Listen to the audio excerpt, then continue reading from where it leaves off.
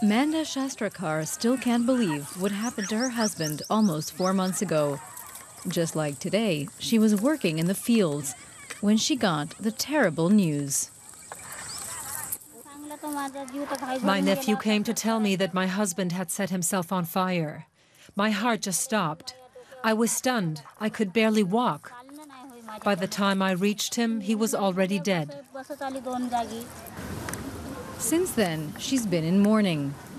Now she has to care for their 4 children by herself.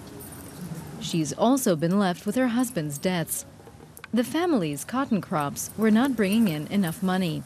He'd had to borrow more and more money just to put food on the table. It's a fate that many families here share. Since the start of the year, more than 300 farmers have taken their own lives. Faced with drought and crop failure, many see no other way out.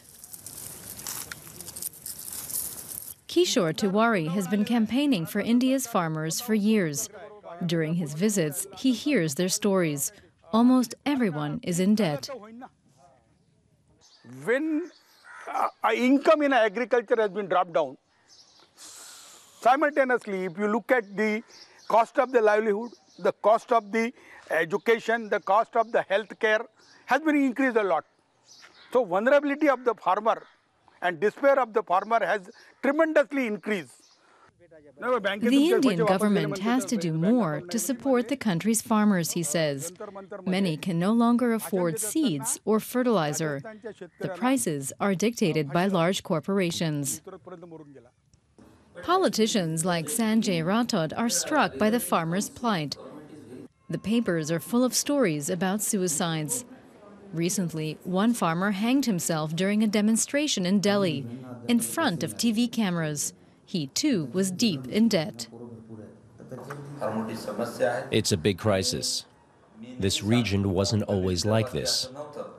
It was once known as a gold mine, but now we're in the midst of this disaster. We as a government will make every effort to get out of this situation, but we won't see results for another 6 months or more. Manda Shastrakar's family finds that hard to believe. The farmers have heard promises like this before, but they say nothing ever changes.